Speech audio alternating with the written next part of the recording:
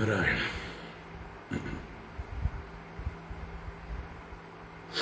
ഹരി ഓം.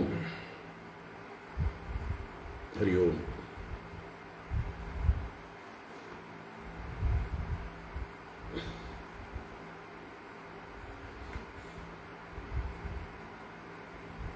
എല്ലാവർക്കും നമസ്കാരം. ഓം ശുക്ലാംബരധരം വിഷ്ണും ശശിവർണം ചതുർഭുജം പ്രസന്നവദനം ധ്യായേത് സർവവിഘ്നോപശാന്തയേ. ഗുരവേ സർവലോകാനാം ഭിഷജേ ഭവരോഗിണാം നിധയേ സർവവിദ്യാനാം ദക്ഷിണാമൂർത്തയേ നമഃ. ജന്മാദ്യസ്യ യതോന്വയാദിതരതശ്ചാർത്ഥേഷ്വഭിജ്ഞസ്വരാട് തേനേ ബ്രഹ്മഹൃദായ ആദികവയേ മുഹ്യന്തി യത്സൂരയഃ. തേജോ വാരിമൃതാം യദാ വിനിമയോ യത്ര ത്രിസർഗോ അമൃഷാ ധാംനാ സ്വേന സദാ നിരസ്തകുഹകം സത്യം പരം ധീമഹി. ധർമ്മഃ പ്രോജ്ജിതകൈതവോത്ര പരമോ നിർമ്മത്സരാണാം സതാം.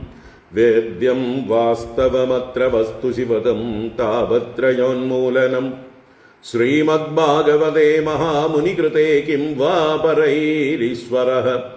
സദ്യോ ഹൃദ്യവരുദ്ധ്യതേത്ര കൃതിഭിഃ ശുശ്രൂഷുഭിസ്തൽക്ഷണാത്. നിഗമകൽപതരോർഗളിതം ഫലം സുഗമുഖാദമൃതദ്രവ സംയുതം പിബത ഭാഗവതം രസമാലയം. മുഹുരഹോ രസികാ ഭുവി ഭാവുകാഃ. നാരായണം നമസ്കൃത്യ നരം ചൈവ നരോത്തമം ദേവീം സരസ്വതീം വ്യാസം തതോ ജയമുദീരയേത്. യം പ്രവ്രജന്തമനുപേതമപേതകൃത്യം ദ്വൈപായനോ വിരഹകാതര ആജുഹാവ. പുത്രേതി തന്മയതയാ തരവോഭിനേദുഃ തം സർവഭൂതഹൃദയം മുനിമാനതോസ്മി. യസ്വാനുഭാവമഖിലശ്രുതിസാരമേകം അധ്യാത്മദീപമദിതിതീർഷതാം തമോന്തം. സംസാരിണാം കരുണയാഃ പുരാണഗുഹ്യം തം വ്യാസസൂനുമുപയാമി ഗുരും മുനീനാം. മൂകം കരോതി വാചാലം പങ്കും ലംഘയത്തെ ഗിരിം. യത്കൃപാതമഹം വന്ദേ പരമാനന്ദമാധവം. യം ബ്രഹ്മാ വരുണേന്ദ്രരുദ്രമരുതഃ സ്തുന്വന്തി ദിവ്യൈസ്തവൈഃ. വേദൈഃ സാംഗപദക്രമോപനിഷദൈഃ ഗായന്തി യം സമഗാഃ. ധ്യാനാവസ്ഥിതതദ്ഗതേന മനസാ പശ്യന്തി യം യോഗിനോ യസ്യാന്തം ന വിദുഃസുരാസുരഗണാഃ. ദേവായ തസ്മൈ നമഃ. കോമളം കൂജയൻ വേണും ശ്യാമളോയം കുമാരകഃ. വേദവേദ്യം പരം ബ്രഹ്മ ഭാസതാം പുരതോ മമ. ഭൂതൈർമഹദ്ഭിർയ ഇമാ പുരോ വിഭുഃ നിർമായശേതേ യദമൂഷു പൂരുഷഃ. ഭുങ്ക്തേ ഗുണാൻ ഷോഡശ ഷോഡശാത്മകഃ. സോലങ്കൃഷീഷ്ട ഭഗവാൻ വജാംസി മേ. സച്ചിദാനന്ദരൂപായ വിശ്വോത്പത്യാദിഹേതവേ താപത്രയ വിനാശായ ശ്രീകൃഷ്ണായ വയം നുമഃ. കൃഷ്ണായ വാസുദേവായ ഹരയേ പരമാത്മനി പ്രണതക്ലേശനാശായ ഗോവിന്ദായ നമോ നമഃ. നമഃ പങ്കജനാഭായ നമഃ പങ്കജമാലിനേ നമഃ പങ്കജനേത്രായ നമസ്തേ പങ്കജാംഗ്രയേ. പീതാംബരം കരവിരാജിതശംഖചക്രകൗമോദഗീ സരസിജം കരുണാസമുദ്രം രാധാസഹായമതിസുന്ദരമന്ദഹാസം വാതാലയേശമനിശം ഹൃദി ഭാവയാമി. വാതാലയേശമനിശം ഹൃദി ഭാവയാമി. ഓം നമോ ഭഗവതേ വാസുദേവായ. ഓം നമോ നാരായണായ. ഓം ശ്രീ ഗുരുവായൂരപ്പ ശരണം. ഓം നമഃ പരമഋഷിഭ്യോ നമഃ. പരമഋഷിഭ്യഃ ശ്രീ ഗുരുഭ്യോ നമഃ. ഹരി ഓം. എല്ലാവർക്കും നമസ്കാരം. എല്ലാവർക്കും ശുഭസായാഹ്നം. ഭാഗവത ജ്ഞാനഗംഗയിലേക്ക് സുസ്വാഗതം, സുസ്വാഗതം.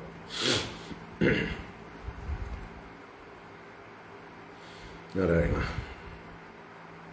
ഭാഗവത ജ്ഞാനഗംഗ നമ്മൾ ദശമസ്കന്ധത്തിലെ 85-ാം അധ്യായമാണ് കണ്ടുകൊണ്ടിരിക്കുന്നത്. മുമ്പേ പറഞ്ഞു, ഈ അധ്യായത്തിൽ 2 വിഷയങ്ങളാണ്. ഒന്ന്, വസുദേവരും ഭഗവാനുമായിട്ടുള്ള സംവാദം. മറ്റൊന്ന്, ഭഗവാൻ ദേവകീദേവിയുടെ വിഷമം മാറ്റാൻ, പുത്രദുഃഖം പൂർണ്ണമായിട്ട് ഇല്ലാതാക്കാൻ വേണ്ടി മരിച്ചുപോയ പുത്രന്മാരെ, മൃതപുത്ര ആനയനം, മരിച്ചുപോയ തൻ്റെ ജ്യേഷ്ഠന്മാരായി ജനിച്ച 6 കുട്ടികളെ അമ്മയ്ക്ക് തിരിച്ചു കൊണ്ടുവന്ന് കാണിച്ചു കൊടുക്കുന്ന ആ കഥയും. ഇങ്ങനെ 2 ആഖ്യായികളാണ്. അതിൽ നമ്മൾ ആദ്യത്തെ ഭാഗമാണ് കണ്ടുകൊണ്ടിരിക്കുന്നത്. വസുദേവര് ഈ സമന്ത പഞ്ചക തീർത്ഥ കാലത്ത് അവിടെ വന്ന ഋഷി മുനിമാരെല്ലാം ഭഗവാന്റെ മാഹാത്മ്യം പറയുന്നത് കേട്ട് ആ രീതിയിൽ ചിന്തിച്ചു. അതുവരെ ഭഗവാനെ പുത്രനായി മാത്രം കണ്ടിരുന്ന അദ്ദേഹം ഭഗവാന്റെ മാഹാത്മ്യത്തെക്കുറിച്ച് വിചാരം ചെയ്തു. അപ്പോൾ ജനിച്ച അന്ന് മുതൽക്ക്, അല്ലെങ്കിൽ അവതരിച്ച അന്ന് മുതൽക്ക് ഭഗവാൻ ഇന്ന് വരയ്ക്ക് ചെയ്ത കാര്യങ്ങൾ ഓരോന്നും ആ വിമർശനപൂർവം ആലോചിക്കുമ്പോൾ എല്ലാം അത്ഭുത ലീലകളാണ്. സാധാരണക്കാരായിട്ടുള്ള ആളുകൾക്ക് ചെയ്യാൻ പറ്റുന്നതല്ല. ഇത് ഭഗവാൻ തന്നെയാണ് എന്ന് നിശ്ചയിച്ച് ആ ഭഗവാന്റെ തത്വം അറിഞ്ഞുകൊണ്ട് ആ ഭഗവാൻ തന്നെയാണ് ഈ പ്രപഞ്ചം മുഴുവൻ വ്യാപിച്ച് ഇതിനെ നിലനിർത്തിക്കൊണ്ടിരിക്കുന്നത്, ഈ പ്രപഞ്ച ആകാരമായിരിക്കുന്നത് ഭഗവാൻ തന്നെയാണ് എന്നുള്ള തൻ്റെ ആ ബോധ്യത്തെ ഭഗവാന്റെ മുമ്പിൽ തന്നെ ഒരു സംശയ രൂപത്തിലോ സ്തുതി രൂപത്തിലോ അവതരിപ്പിക്കുകയാണ്. അങ്ങ് ഇതൊക്കെ തന്നെയല്ലേ, അല്ലെങ്കിൽ ഈ കാണുന്ന ഈ പ്രപഞ്ചത്തിലെ ഓരോ അത്ഭുത പ്രതിഭാസങ്ങളും ഓരോ വിഭൂതികളും അങ്ങ് തന്നെയല്ലേ എന്ന് ഭഗവാനോട് ചോദിക്കുകയാണ്. ഭഗവാൻ അതിന് മറുപടി കൊടുക്കുന്ന ഭാഗം കൂടിയാണ് നമ്മൾ കാണാൻ പോകുന്നത്. ആദ്യത്തെ 9 ശ്ലോകങ്ങൾ നമ്മൾ രാവിലെ കണ്ടു, തുടർന്ന് കാണണം. നമുക്ക് വായിക്കാം. ഏതുവരെ വായിക്കാം?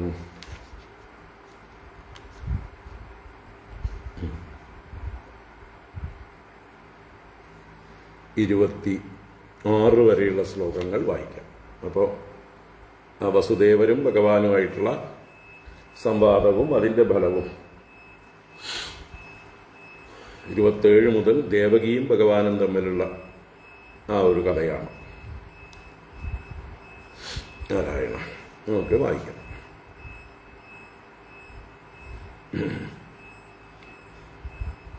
ഒരു മിനിറ്റ് പോരാ, ഇൻവെർട്ടർ എന്തോ നിലവിളിക്കുന്നു.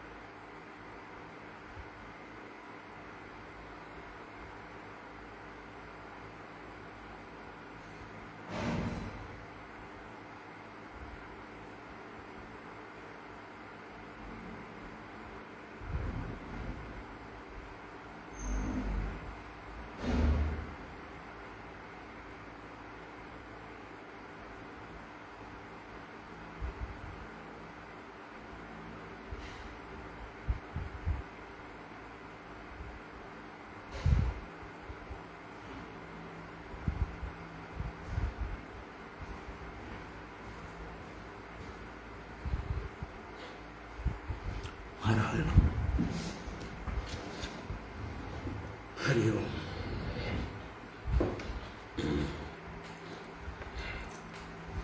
കറണ്ട് പോയി. അപ്പോൾ ഇൻവെർട്ടറിൽ ലോഡ് കൂടുതലാണ്.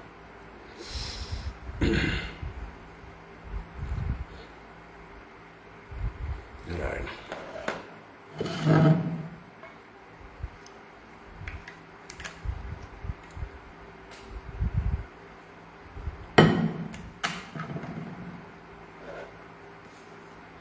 നമുക്ക് 85-ാം അധ്യായം ആദ്യത്തെ 26 ശ്ലോകങ്ങൾ വായിക്കാം.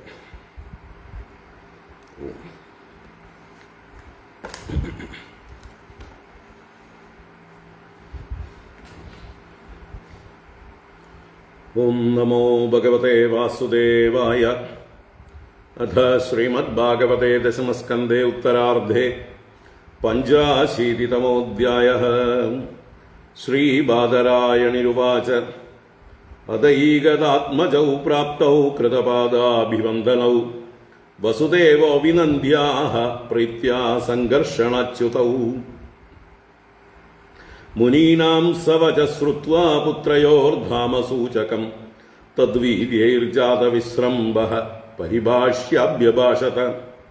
കൃഷ്ണ കൃഷ്ണ മഹായോഗിൻ സംകർഷണ സനാതന ജാനേവാം അസ്യ യത് സാക്ഷാത് പ്രധാനപുരുഷൗ പരൗ. യത്ര യേന യതോ യസ്യ യസ്മൈ യദ്യദ്യദാ യദാ സ്യാദിദം ഭഗവാൻ സാക്ഷാത് പ്രധാനപുരുഷേശ്വരഃ. ഏതന്നാനാവിധം വിശ്വം ആത്മസൃഷ്ടം അദോക്ഷജ ആത്മനാനുപ്രവിശ്യാത്മൻ പ്രാണോ ജീവോ ബിഭർഷ്യജഃ.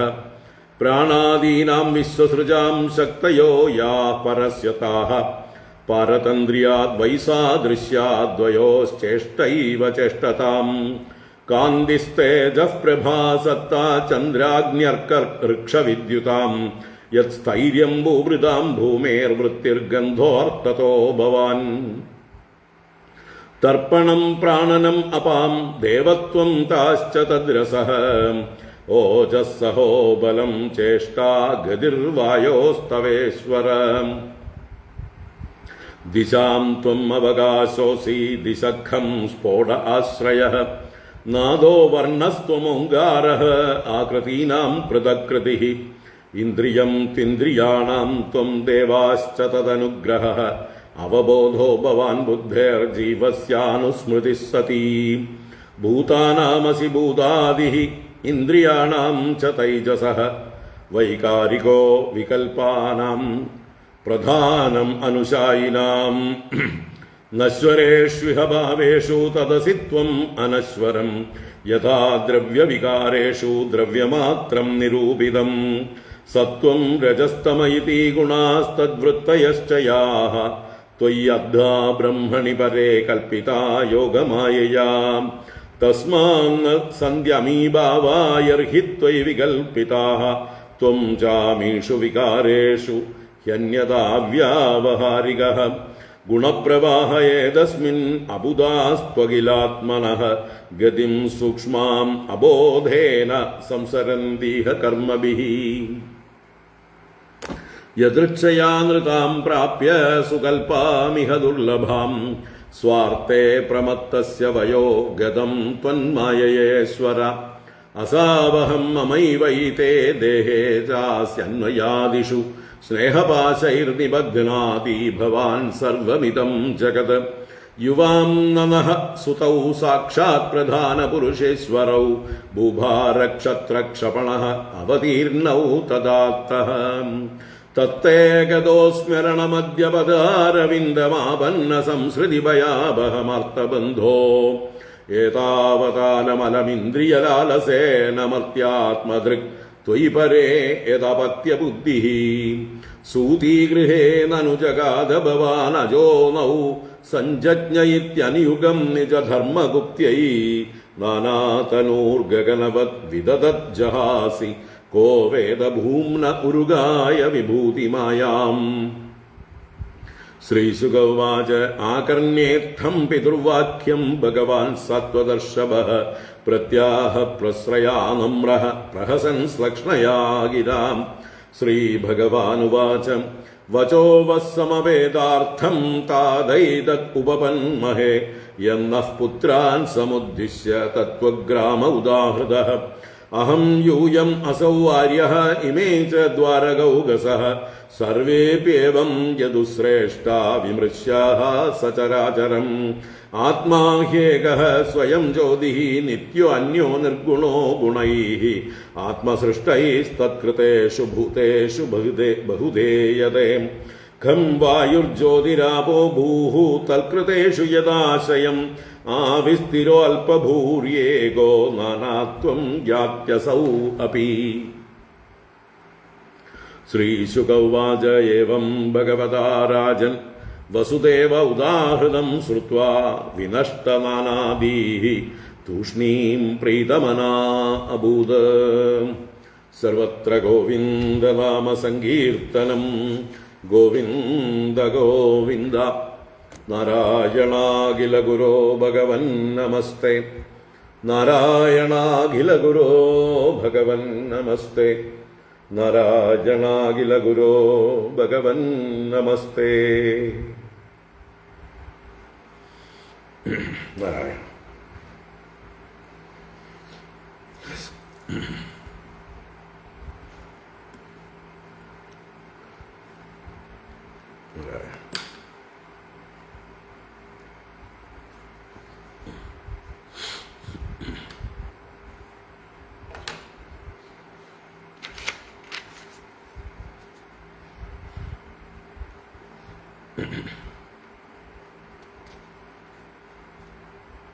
അപ്പോൾ സമന്ത പഞ്ചകം തീർത്ഥാടനം കഴിഞ്ഞ് കുറച്ചു കാലം കഴിഞ്ഞു. അങ്ങനെ ഇരിക്കെ ഒരിക്കൽ അത ഏകത, ഒരിക്കൽ എന്ന് പറഞ്ഞുകൊണ്ടാണ് തുടങ്ങുന്നത്. എന്നും അച്ഛനമ്മമാരുടെ പാദാഭിവന്ദനം ചെയ്യുന്നവരായ രാമകൃഷ്ണന്മാർ അടുത്തു വന്നപ്പോൾ വസുദേവർ മക്കളെ സന്തോഷിപ്പിച്ചുകൊണ്ട് പ്രേമപൂർവം രണ്ടുപേരോടുമായിട്ട് പരിഭാഷ്യ അഭ്യഭാഷത. അതിന് കാരണം എന്താണ്? മുനീനാം സവചശ്രുത്വ. ആ സമന്ത പഞ്ചകത്തിൽ വെച്ച് മുനിമാരുടെ വാക്കുകൾ കേട്ടു. എന്തിനെക്കുറിച്ച്? പുത്രയോർ ധാമസൂചകം, പുത്രന്മാരുടെ ധാമ അഥവാ മാഹാത്മ്യം, അല്ലെങ്കിൽ അവരുടെ സ്വരൂപം എന്താണ്, അവരുടെ തനി നിറം, അതിനെക്കുറിച്ച് സൂചിപ്പിച്ചു. ആര്? മുനിമാരെല്ലാവരും. തദ്വീര്യൈർ ജാതവിശ്രംഭ. മാത്രമല്ല ഭഗവാന്മാരുടെ രണ്ടുപേരുടെയും ലീലകൾ കൊണ്ട്, അവരുടെ കർമ്മങ്ങൾ കൊണ്ട് അതാണ് വീര്യം, അവർ പ്രകടിപ്പിച്ചതായിട്ടുള്ള ശക്തി. ഓരോരോ കർമ്മങ്ങളിലും അവരെങ്ങനെയാണ് പ്രവർത്തിച്ചത് എന്ന് ചിന്തിച്ച് ജാതവിശ്രംഭ, വിശ്വാസം ജനിച്ചവനായിട്ട്, ജനിച്ച വിശ്വാസത്തോടു കൂടിയവനായിട്ട് ഈ രണ്ടുപേരോടുമായിട്ട് പറയുകയാണ്. മുഖ്യമായിട്ടും കൃഷ്ണനെ തന്നെയാണ് അഡ്രസ്സ് ചെയ്യുന്നത്. രണ്ടായിട്ട് പേര് വിളിച്ചുവെങ്കിലും ഒന്നായിട്ട് തന്നെയാണ് കാണുന്നത്. കൃഷ്ണ കൃഷ്ണ മഹായോഗിൻ സംകർഷണ സനാതന എന്നിങ്ങനെ സംബോധന ചെയ്തുകൊണ്ട് നിങ്ങളെ ഞാൻ മനസ്സിലാക്കുന്നു. ജാനേ വാം, I understand you, both of you. വാം എന്താണ് ഇത്? എന്തെന്നാൽ അസ്യ സാക്ഷാൽ പ്രധാന പുരുഷവും പരം. ഈ പ്രപഞ്ചത്തിൻ്റെ സാക്ഷാൽ പ്രധാന പുരുഷന്മാരാണ് നിങ്ങൾ. നിങ്ങൾ തന്നെയാണ് ഇതിൻ്റെ നിമിത്ത കാരണവും ഉപാദാന കാരണവും. നിങ്ങളിൽ നിന്ന് തന്നെയാണ് ഇതെല്ലാം ഉണ്ടായിരിക്കുന്നത്. നിങ്ങൾ തന്നെയാണ് ഇതെല്ലാം നിലനിർത്തുന്നത്. അത് അടുത്ത ശ്ലോകത്തിലൂടെ വ്യക്തമാക്കി. യത്ര യേന യതോ യസ്യ യസ്മൈ യത് യത് യഥാ യഥാ സ്യാദിതം ഭഗവാൻ സാക്ഷാത് പ്രധാന പുരുഷേശ്വര. അപ്പോൾ എവിടെയാണോ, യാതൊന്നിനാലാണോ അല്ലെങ്കിൽ യാതൊരുവനാലാണോ, എന്ത് കാരണത്താലാണോ, ആരുടേതാണോ, ആർക്കായിക്കൊണ്ടാണോ, ആരാണോ, ആരെയാണോ, എപ്രകാരമാണോ, എപ്പോഴാണോ, ഇങ്ങനെ സർവനാമ ശബ്ദങ്ങളെ കൊണ്ട് എല്ലാം തന്നെ യദിതം ഇതം സ്യാദ്, ഇതെല്ലാമായി ഭവിച്ചിരിക്കുന്നത് സാക്ഷാൽ നിങ്ങൾ തന്നെയാണ്. നിങ്ങൾ തന്നെയാണ് പ്രധാന പുരുഷേശ്വരന്മാർ. പ്രധാനവും പുരുഷനും അതിൻ്റെയൊക്കെ ഈശ്വരനും നിങ്ങൾ തന്നെയാണ്. മുമ്പ് കഴിഞ്ഞ ശ്ലോകത്തിൽ പ്രധാന പുരുഷൗ പരൗ എന്ന് പറഞ്ഞു. ഇവിടെ പ്രധാന പുരുഷേശ്വര ഈശ്വര എന്ന് അതും കൂടി. അപ്പോൾ പ്രധാനത്തെയും പുരുഷനെയും നിയന്ത്രിക്കുന്ന ഈശ്വരനും നിങ്ങൾ തന്നെയാണ്. അപ്പോൾ ഈ നാനാവിധമായിട്ടുള്ള വിശ്വം ആത്മസൃഷ്ടമാണ്. അങ്ങയാൽ തന്നെ, അങ്ങയിൽ നിന്ന് തന്നെ സൃഷ്ടിക്കപ്പെട്ടിട്ടുള്ളതാണ്. ആത്മന അനുപ്രവിശ്യ, അങ്ങ് തന്നെ ഇതിലെല്ലാം അനുപ്രവേശം ചെയ്തിരിക്കുന്നു. ഇതിനെല്ലാം പ്രാണനും ജീവനും കൊടുത്ത് സ്വയം താൻ തന്നെ പ്രാണനും ജീവനുമായി ഇതിലെല്ലാം പ്രവേശിച്ച് അജനായ അങ്ങ്, ജന്മരഹിതനായ അങ്ങ് ഇതിനെയെല്ലാം ബിബർഷി, ത്വം ബിബർഷി. അവിടെ ബിബർഷി എന്ന് പറയുമ്പോഴേക്ക് ഏകവചനത്തിലായി, കൃഷ്ണനെ നോക്കിയിട്ടായി എന്നർത്ഥം. അങ്ങ് ഭരിക്കുന്നു. അപ്പോൾ ഈ വിശ്വത്തിന് സൃഷ്ടിക്ക് കാരണമായിട്ടുള്ള എന്തെല്ലാം കാര്യങ്ങളുണ്ടോ അതെല്ലാം തന്നെ അങ്ങയുടെ പരനായ അങ്ങയുടെ ശക്തികൾ തന്നെയാകുന്നു. അങ്ങയുടെ ശക്തി കൂടാതെ വേറെ ആർക്കും ഇവിടെ സൃഷ്ടിക്കാൻ സാധ്യമല്ല. നിങ്ങളുടെ ചേഷ്ട തന്നെയാണ്, അഥവാ ആ ചൈതന്യത്തിൻ്റെ ചേഷ്ട തന്നെയാണ് ഈ പറഞ്ഞ പ്രാണനും ജീവനും ഒക്കെ ഉള്ളതായിട്ടുള്ള ചേഷ്ട. ഈ ശരീരാദികൾ അല്ലെങ്കിൽ പ്രപഞ്ചത്തിലെ സർവ്വ വസ്തുക്കളും പരതന്ത്രങ്ങളാണ്. പരസ്പര വിരുദ്ധങ്ങളായിട്ടുള്ള സ്വഭാവത്തോടു കൂടിയവ കൂടിച്ചേർന്നതാണ്. അതിനെയെല്ലാം ചേഷ്ടിപ്പിക്കുന്നത് നിങ്ങളുടെ ചൈതന്യം തന്നെയാണ്. ഇങ്ങനെ ആദ്യം ആമുഖമായി പറഞ്ഞ് പിന്നെ വിസ്തരിച്ച് സൂര്യൻ്റെയും ചന്ദ്രൻ്റെയും അഗ്നിയുടെയും നക്ഷത്രങ്ങളുടെയും ഇടിമിന്നലിൻ്റെയും കാന്തിയും തേജസ്സും പ്രഭയും സത്തയും നിങ്ങൾ തന്നെയാകുന്നു. പർവ്വതങ്ങളുടെ ആ സ്ഥിരാവസ്ഥ, അതിൻ്റെ ദൃഢത, അചഞ്ചലത, അതെല്ലാം അങ്ങ് തന്നെയാകുന്നു. ഭൂമിയുടെ വൃത്തിയായ ഗന്ധവും പരമാർത്ഥത്തിൽ അങ്ങ് തന്നെ. അർത്ഥതോ ഭവാൻ, അർത്ഥതഃ മീൻസ് പരമാർത്ഥതഃ വസ്തുതയാ. അപ്പോൾ ഓരോ വസ്തുവിൻ്റെയും ധർമ്മം അങ്ങ് തന്നെയാണ്. ജലത്തിൻ്റെ അപാം തർപ്പണം പ്രാണനം, ജലത്തിനുള്ളതായിട്ടുള്ള തൃപ്തിപ്പെടുത്തുവാനുള്ള സാമർഥ്യവും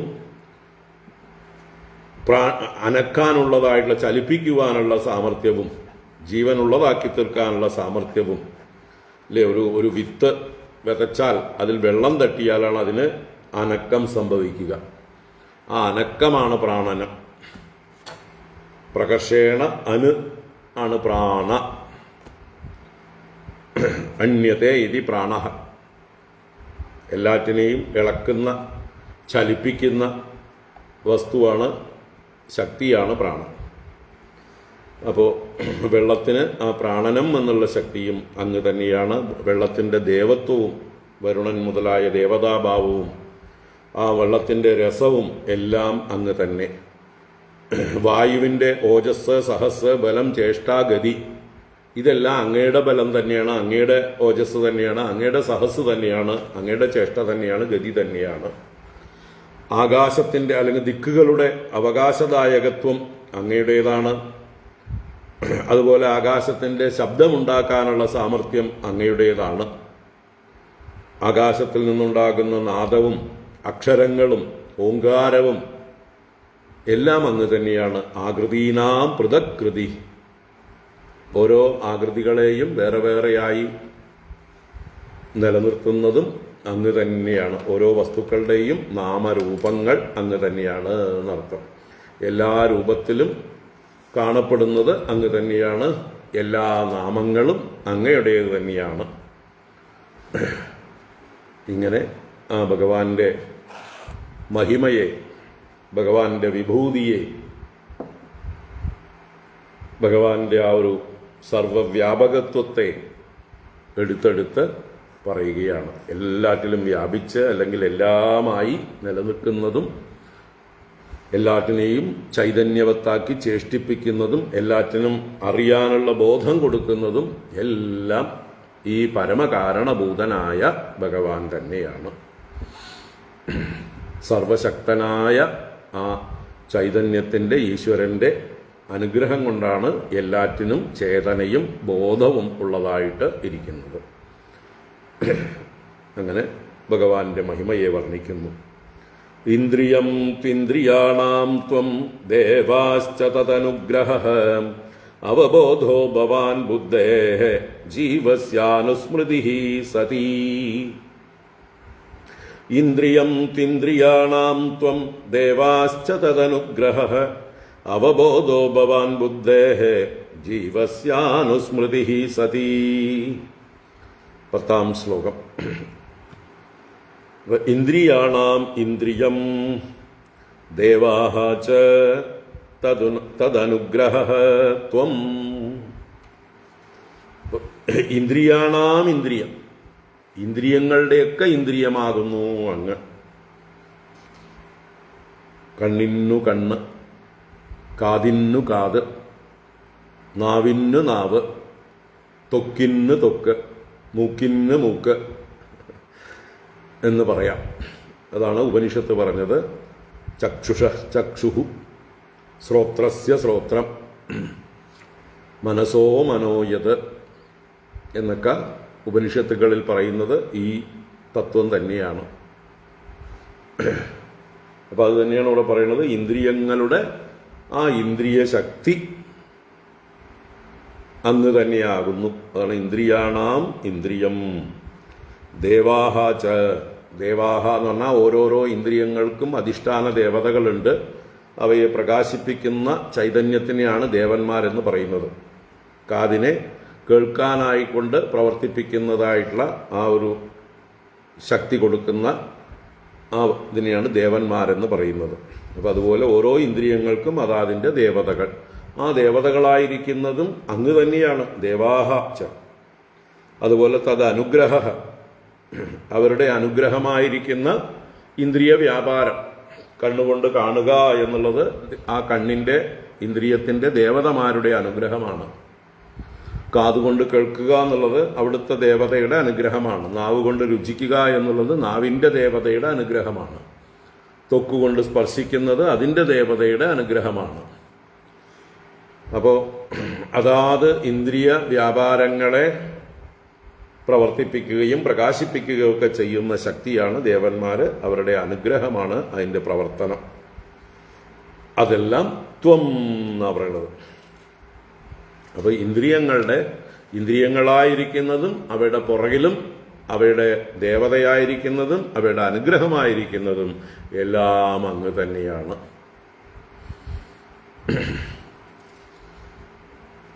അപ്പോൾ എന്ത് കാണുമ്പോഴും കേൾക്കുമ്പോഴും അനുഭവിക്കുമ്പോഴും ആ ഭഗവാന്റെ സ്മരണ നമുക്ക് ഉണ്ടാവട്ടെ. ഭഗവാന്റെ അനുഗ്രഹം കൊണ്ട് തന്നെയാണ് ഈ ഇന്ദ്രിയങ്ങളെ കൊണ്ടൊക്കെ നമ്മൾ ഈ വ്യാപാരങ്ങളൊക്കെ നടത്തുന്നത്, ഈ അറിവുകളൊക്കെ നേടുന്നത്. ചുറ്റുമുള്ളത് കാണുന്നതും കേൾക്കുന്നതും എല്ലാം ആ ഭഗവാന്റെ അനുഗ്രഹം കൊണ്ട് തന്നെയാണ് എന്ന് ആ തലത്തിൽ ചിന്തിക്കാം. പിന്നെ ബുദ്ധേഹേ അവബോധ, ബുദ്ധിയുടെ അവബോധം. അവബോധം എന്ന് പറഞ്ഞാൽ ഗ്രഹിക്കുവാനുള്ള സാമർഥ്യം, ഗ്രാഹക ശക്തി, നിശ്ചയിക്കാനുള്ള ശക്തി. ഇതൊക്കെയാണ് അവബോധം എന്ന് പറയുന്നത്. കാര്യങ്ങളെ വിവേചിച്ച് നിശ്ചയിക്കുവാനുള്ള സാമർഥ്യവും ഓരോന്ന് ഗ്രഹിക്കാനുള്ള സാമർഥ്യവും അവബോധം എന്ന് പറയാം. അപ്പോൾ ബുദ്ധിയുടെ അവബോധന സാമർഥ്യം ഈശ്വരൻ ഭഗവാൻ തന്നെയാണ്.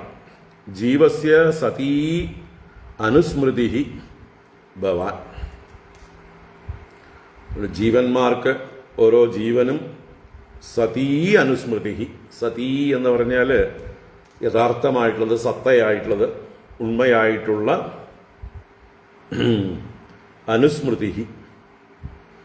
അനുസ്മൃതി ഓരോ കാര്യങ്ങളെയും തുടർച്ചയായിട്ട് ഓർമ്മിക്കുവാനുള്ള സാമർഥ്യം അതും ഭഗവാൻ തന്നെയാണ്.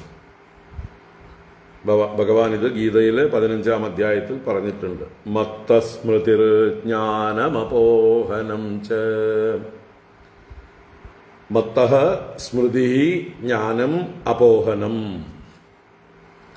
അപ്പോൾ മത്തഃ എന്ന് പറഞ്ഞാൽ എന്നിൽ നിന്നാണ് സ്മൃതി ഉണ്ടാവുന്നത്. സ്മൃതി എന്നാൽ ഓർമ്മ, കാര്യങ്ങളെ ഓർമ്മിച്ചു വെക്കാനുള്ള സാമർഥ്യം. അപ്പോൾ ഒരു ജീവന് കഴിഞ്ഞ ജന്മങ്ങളിലെ കാര്യങ്ങൾ പോലും ഒരു സംസ്കാര രൂപത്തിൽ ഓർമ്മയിലുണ്ട്. വ്യക്തമായിട്ട് ഓർമ്മയില്ലെങ്കിലും ആ ഒരു സംസ്കാരം ഓർമ്മയുണ്ട്. ആ ഓർമ്മയാണ് നമ്മളെ ഇപ്പോൾ പല കാര്യങ്ങളിലും പ്രേരിപ്പിച്ചുകൊണ്ടിരിക്കുന്നത്. അതുപോലെ ഇന്നലെകൾ കഴിഞ്ഞ കാര്യങ്ങൾ, നമ്മുടെ ബാല്യത്തിൽ കഴിഞ്ഞത് എല്ലാം നമുക്ക് അനുസ്മരിക്കാൻ സാധിക്കുന്നതും ഭഗവാന്റെ അനുഗ്രഹം കൊണ്ടാണ്. അതാണ് അനുസ്മൃതി എന്ന് പറയുന്നത്. ഭഗവാനിൽ നിന്നാണ് അനുസ്മൃതി. നമ്മുടെ സ്മരണയെ നിലനിർത്തുന്നത് ഭഗവാനാണ്. ആ വാസുദേവൻ തന്നെയാണ് എല്ലാം നിലനിർത്തുന്നത്. അത് സതിയാണ്. സതി എന്ന് പറഞ്ഞാൽ സത്തായത്, ഉണ്മയായത്. അപ്പോൾ ഭഗവാൻ അങ്ങ് തന്നെയാകുന്നു. അപ്പോൾ മത്ത സ്മൃതി ജ്ഞാനം അപോഹനം ച. ജ്ഞാനം എന്ന് പറഞ്ഞാൽ ബുദ്ധിയുടെ സാമർഥ്യമാണ് ജ്ഞാനം. സ്മൃതി എന്നത് നമ്മുടെ ഓർമ്മശക്തിയാണ്. അപോഹനം എന്നുള്ളത് മറവിയാണ്. മറവിയും ഭഗവാന്റെ അനുഗ്രഹമാണ്. അപ്പോൾ പല കാര്യങ്ങളും മറക്കുന്നത് നല്ലതാണ് അല്ലേ? മറന്നില്ലെങ്കിൽ വലിയ ഭാരമാണ്. എല്ലാം തലയിൽ കൊണ്ടു നടക്കുന്നത് വലിയ ഭാരമാണ്. നമുക്ക് ദുഃഖിക്കാനേ നേരം ഉണ്ടാവുള്ളൂ. അപ്പോൾ പല സങ്കടങ്ങളും പഴയ വിഷമങ്ങളും മറ്റുള്ളവർ നമ്മളോട് ചെയ്ത ദ്രോഹങ്ങളും ഒക്കെ മറക്കുകയാണ് നല്ലത്. അതെല്ലാം മറന്നാൽ നമുക്ക് സ്വൈര്യം ഉണ്ടാവും. അതും ഭഗവാന്റെ അനുഗ്രഹമാണ്. അപ്പോൾ അനുസ്മൃതി എന്ന് പറയുമ്പോൾ അതിൻ്റെ ഓപ്പോസിറ്റായിരിക്കുന്ന അപോഹനവും കൂട്ടി വായിക്കാവുന്നതാണ് എന്ന് പറയും. ഭഗവാൻ അത് പറഞ്ഞിട്ടുണ്ട്. മത്തസ്മൃതിയിൽ ജ്ഞാനം അപോഹനഞ്ച ഭഗവത്ഗീതയിൽ 15-ാം അധ്യായത്തിൽ പറഞ്ഞിട്ടുണ്ട്. ഭൂതാനാമസി ഭൂതാദിഹി ഇന്ദ്രിയാണാം ച തൈജസഃ വൈകാരികോ വികൽപാനാം പ്രധാനം അനുശായിനാം.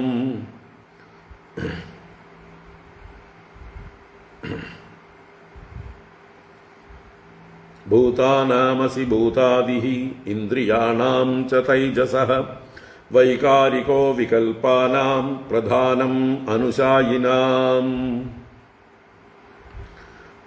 ഇവിടെ ഭൂതാനാം അസി ഭൂതാദിഹി. ഭൂതാനാം ഭൂതാദിഹി അസി.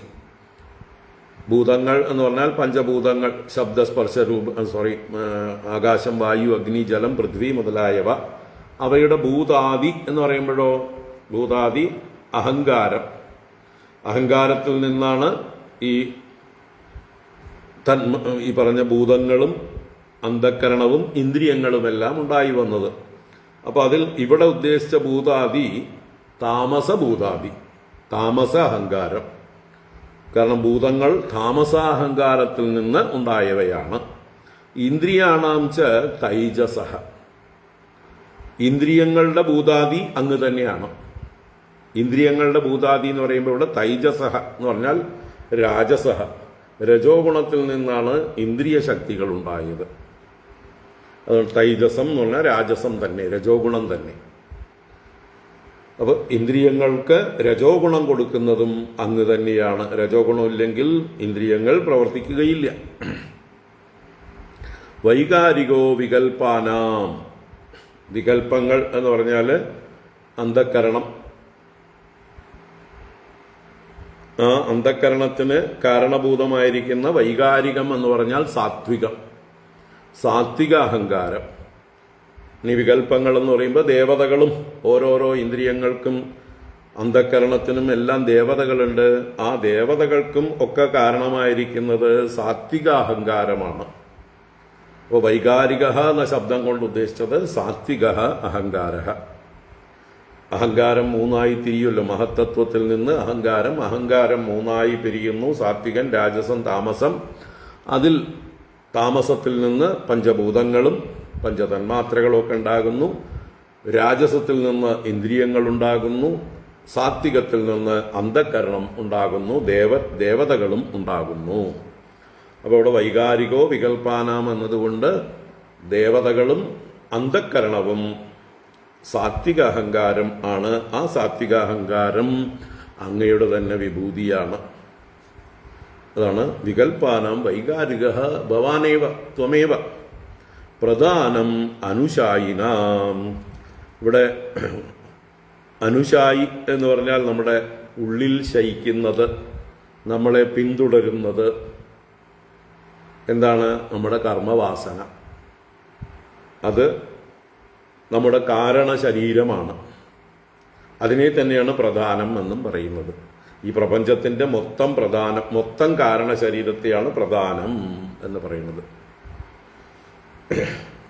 സമഷ്ടി കാരണ ശരീരത്തിന് സാങ്ക്യ ഭാഷയിലുള്ള പേരാണ് പ്രധാനം. ആ പ്രധാനത്തിൽ നിന്നാണ് മഹത്തത്വം, അഹങ്കാരതത്വം, അതിൽ നിന്ന് മൂന്നായി തിരിഞ്ഞ് സാത്വിക, രാജസ, താമസ അഹങ്കാരങ്ങളിൽ നിന്ന് ഇതെല്ലാം ഉണ്ടായി വരുന്നത്. അപ്പോൾ ഇവിടെ കർമ്മവാസനയെയാണ് അനുശായിനാം എന്ന് പറയുന്നത് കൊണ്ട് ഉദ്ദേശിക്കുന്നത് ജീവന്മാരുടെ സംസാര കാരണമായിട്ടുള്ള വാസനകൾ, കർമ്മവാസനകൾ, അതിനെ തന്നെ പ്രധാനം എന്നും പറയുന്നു. അപ്പോൾ ഇതെല്ലാം അങ്ങയുടെ വിഭൂതിയാണ്, അങ്ങയുടെ അനുഗ്രഹമാണ് ഇതെല്ലാം നിലനിൽക്കുന്നത്. ജീവന്മാർക്കും കർമ്മവാസനകൾ ഉണ്ടെങ്കിലേ ഈ ലോകം നിലനിൽക്കുള്ളൂ.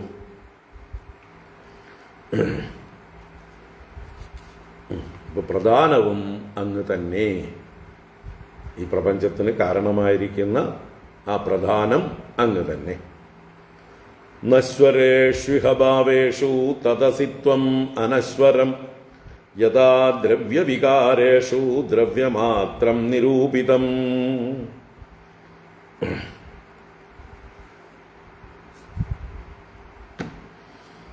നശ്വരേഷ്വിഹ ഭാവേഷു തദസിത്വം അനശ്വരം യഥാ ദ്രവ്യവികാരേഷു ദ്രവ്യമാത്രം നിരൂപിതം. ഇപ്പൊ നശ്വരേഷു ഭാവേഷു അനശ്വരം തദ്ത്വം അസി. നശ്വരേഷു ഭാവേഷു, ഭാവം എന്ന് പറഞ്ഞാൽ സൃഷ്ടികളെല്ലാം ഭവിച്ചതാണ്, അതുകൊണ്ടെല്ലാം ഭാവം എന്ന് പറഞ്ഞു. ആ ഭവിച്ചതെല്ലാം നശ്വരങ്ങളാണ്. അപ്പോൾ ഭാവേഷു നശ്വരേഷു സത്സു, ഈ ഇതെല്ലാം നശ്വരങ്ങളായിരിക്കുമ്പോൾ അതിൽ അനശ്വരമായിരിക്കുന്നത് അതാണ് അനശ്വരം തത് ത്വമസി, അതിൽ നാശമില്ലാതിരിക്കുന്നത് അങ്ങാകുന്നു. അപ്പോൾ ഈ സൃഷ്ടിയെല്ലാം ഉണ്ടായതാണ്, അതെല്ലാം നശിക്കും, ഭാവങ്ങളെല്ലാം നശിക്കും, നശ്വരമാണ്. എന്നാൽ ഈ ഭാവങ്ങളെല്ലാം നശിക്കുമ്പോഴും നശിക്കാതിരിക്കുന്ന അനശ്വരമായ വസ്തുവാണ് അങ്ങ് എന്ന് പറയുമ്പോൾ അതിന് യഥാ എന്ന് ഉദാഹരണം, ദൃഷ്ടാന്തം പോലെ പറഞ്ഞിരിക്കുകയാണ്. യഥാ എപ്രകാരമാണോ ദ്രവ്യവികാരേഷു ദ്രവ്യമാത്രം നിരൂപിതം, ദ്രവ്യങ്ങളുടെ വികാരങ്ങളിൽ ദ്രവ്യമാത്രം എങ്ങനെ നിരൂപിക്കപ്പെടുന്നുവോ അതുപോലെ. ഇവിടെ ഉദാഹരണം പറഞ്ഞാൽ മൺപാത്രങ്ങൾ എന്ന് പറയുന്നത് ദ്രവ്യത്തിന്റെ വികാരങ്ങളാണ്. മണ്ണെന്ന ദ്രവ്യത്തിന്റെ വികാരങ്ങളാണ് മൺപാത്രങ്ങൾ. ആ വികാരങ്ങളായ മൺപാത്രങ്ങൾ അത് ഭാവമാണ്, ഭവിച്ചതാണ്. അത് നശിക്കുമ്പോഴും മണ്ണിന് നാശമുണ്ടോ? മൺപാത്രം ഉടഞ്ഞാലും മണ്ണ് അവിടെ നശിക്കാതിരിക്കുന്നു. എത്ര മണ്ണ് കൊണ്ടാണോ മൺപാത്രം ഉണ്ടാക്കിയത് ആ മണ്ണിന് ഒരു കുറവും സംഭവിക്കുന്നില്ല. സ്വർണ്ണ ആഭരണങ്ങൾ വിവിധ പേരുകളിൽ വിളിക്കപ്പെടുന്നു. മാല, കമ്മൽ, പാദസരം, മൂക്കുത്തി, അരഞ്ഞാണം, വള എന്നൊക്കെ പല പേരിലും വിളിക്കുന്നു. അതൊക്കെ നശ്വരങ്ങളായ ഭാവങ്ങളാണ്. നശ്വരങ്ങളായ ആഭരണങ്ങളാകുന്ന ഭാവങ്ങളിൽ, വികാരങ്ങളിൽ എന്താണ് അവിടെ മാറ്റമില്ലാത്തതായിട്ടുള്ളത്? അനശ്വരമായിരിക്കുന്നത് സ്വർണം. അപ്പോൾ നശ്വരമായ ആഭരണങ്ങളിൽ അനശ്വരമായ സ്വർണം പോലെ, നശ്വരങ്ങളായ മൺപാത്രങ്ങളിൽ അനശ്വരമായ മണ്ണെന്ന പോലെ, നശ്വരങ്ങളായ തരംഗങ്ങളിൽ അനശ്വരമായ ജലം എന്ന പോലെ, ഇങ്ങനെ ഓരോ വസ്തുവിൻ്റെയും ആ നശിക്കാത്ത കാരണമുണ്ടല്ലോ, അതിനെയാണ് ഇവിടെ ഭഗവാൻ എന്ന് പറയുന്നത്. അപ്പോൾ ഇഹ ഭാവേഷു നശ്വരേഷു അനശ്വരം ത്വം അസി. എല്ലാ ഭാവങ്ങളും നശിക്കുമ്പോഴും അങ്ങ് അവയുടെ സത്തയായിരിക്കുന്ന അങ്ങയ്ക്ക് നാശമൊന്നും ഇല്ല. എല്ലാം അങ്ങയിൽ നിന്നുണ്ടായതാണ്, അങ്ങയുടെ വിഭൂതികളാണ്. ആ വിഭൂതികളൊക്കെ കാണാതെയാവും. വെള്ളത്തിലുണ്ടാവുന്ന നുരയും പതയും തരംഗങ്ങളും പോലെ അപ്രത്യക്ഷമാകും. പക്ഷെ വെള്ളം അപ്രത്യക്ഷമാവുന്നില്ലല്ലോ, വെള്ളം അവിടെ തന്നെ ഉണ്ട്. അതുപോലെയാണ് ഈ സൃഷ്ടി എല്ലാം മാറിക്കൊണ്ടിരിക്കുന്നതാണ്, നശിക്കുന്നതാണ്. എന്നാൽ നശിക്കാത്തതായിട്ടുള്ള അങ്ങയെ ഞാൻ മനസ്സിലാക്കുന്നു.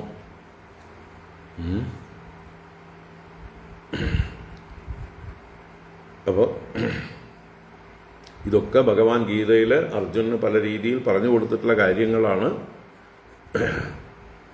അതിന് ഇവിടെ അഡ്വാൻസ് ആയിട്ട് വസുദേവര് ഭഗവാനോട് പറയുന്നു. അഡ്വാൻസ് ആയിട്ടാണോ ഭഗവത്ഗീത കഴിഞ്ഞിട്ടാണോ ഈ സംവാദം അറിയില്ല നമുക്ക്. കാരണം അത് ഏകദേശം അവസാന കാലമൊക്കെ ആവാറായിട്ടുണ്ടോ എന്നും അറിയില്ല. അതോ തീർത്ഥാടനം കഴിഞ്ഞു വന്ന ഉടനെയാണോ? തീർത്ഥാടനത്തിന്റെ ആ സ്മരണയുണ്ടല്ലോ അല്ലേ?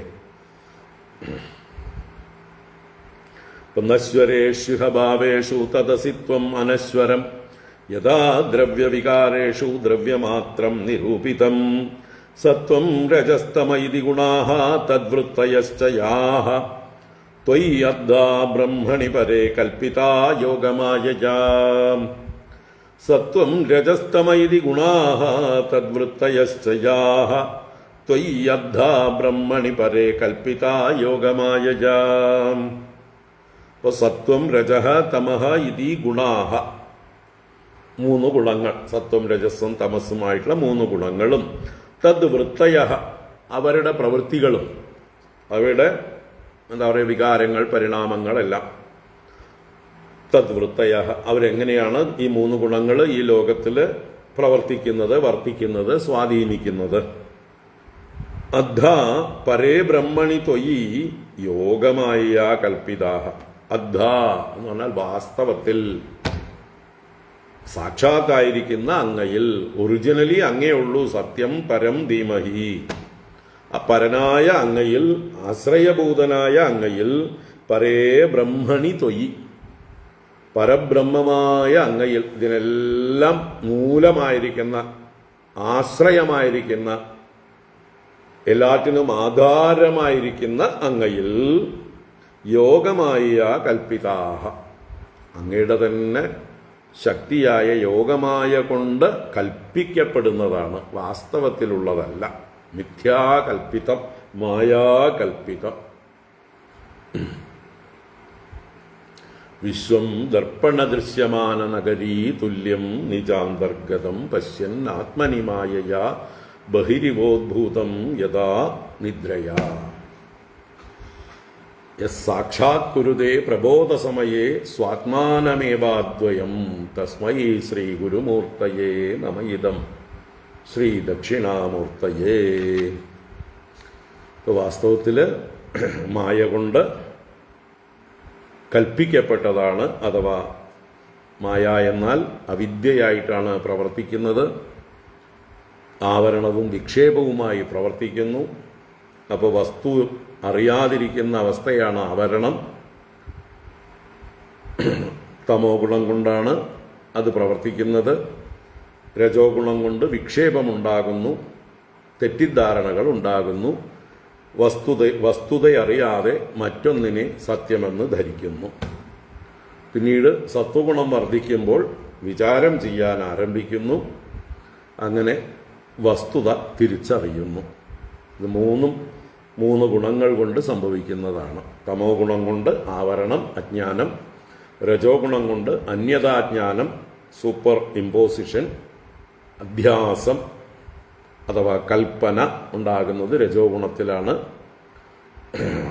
പിന്നീട് ആ കൽപ്പന നീങ്ങുന്നത്, സത്യം ബോധിക്കുന്നത് സത്വഗുണത്തിൽ നമ്മൾക്ക് വിചാരം ചെയ്യാനുള്ള കഴിവ് ഉണ്ടാകുമ്പോഴാണ്. വെള്ളം തെളിയുമ്പോൾ അതിൻ്റെ അടിത്തട്ട് കാണുന്നത് പോലെ മനസ്സ് ഇളകാതാവുന്ന ഒരു അവസ്ഥയാണ് സത്വഗുണം. ശുദ്ധമാകുന്ന, തെളിയുന്ന അവസ്ഥയാണ് സത്വഗുണം. മനസ്സ് ട്രാൻസ്പെറൻ്റ് ആകുമ്പോൾ നമുക്ക് കാര്യങ്ങൾ കുറെ കൂടി വ്യക്തമായിട്ട് കാണാൻ കഴിയും. അപ്പോൾ അങ്ങനെ 3 ഗുണങ്ങൾ, അതിൻ്റെ വൃത്തികൾ എന്തെല്ലാമുണ്ടോ എല്ലാം പരമാത്മാവായ പരബ്രഹ്മമായ അങ്ങയിൽ, അങ്ങയുടെ തന്നെ മായാശക്തി കൊണ്ട്, ഈ ബ്രഹ്മത്തിൽ തന്നെ ആശ്രയിച്ചിരിക്കുന്ന ശക്തിയാണ് മായ. മായ സ്വതന്ത്രയല്ല. ബ്രഹ്മാശ്രയ സത്വഗുണ സത്വ രജസ്തമോ ഗുണാത്മിക മായ അസ്തി. 3 ഗുണങ്ങളോടുകൂടിയ മായ ആശ്രയിച്ചിരിക്കുന്നത് ബ്രഹ്മം എന്ന അധിഷ്ഠാനത്തെയാണ്. അതിന് ആശ്രയമില്ലാതെ സ്വതന്ത്രമായി നിൽക്കാൻ സാധ്യമല്ല. കയറ് ഉള്ളത് കൊണ്ടാണ്, ആ കയറിനെ വേണ്ട പോലെ വെളിച്ചമില്ലാത്തത് കൊണ്ട്, കാണാൻ കഴിയാത്തത് കൊണ്ട് മാത്രമാണ് അവിടെ ഒരു പാമ്പിനെ കൽപ്പിച്ചത്, കയറിൻ്റെ മുകളിൽ കൽപ്പിച്ചത്. അദ്ഭ എന്ന് പറഞ്ഞാൽ വ്യക്തം, സാക്ഷാത് എന്നൊക്കെ അർത്ഥമാണ്. ഡെഫിനിറ്റായിട്ട്, പ്രത്യക്ഷമായിട്ട് എന്നൊക്കെ അർത്ഥത്തിൽ അദ്ഭ പ്രയോഗിക്കും.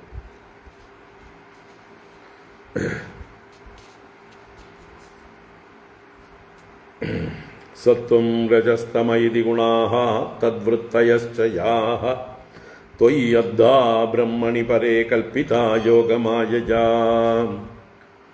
തസ്മാന്ന സന്ധ്യമീ ഭാവാഃ യർഹി ത്വയി വികൽപ്പിതാഃ ത്വം ചാമീഷു വികാരേഷു ഹ്യന്യത് അവ്യവഹാരികഃ.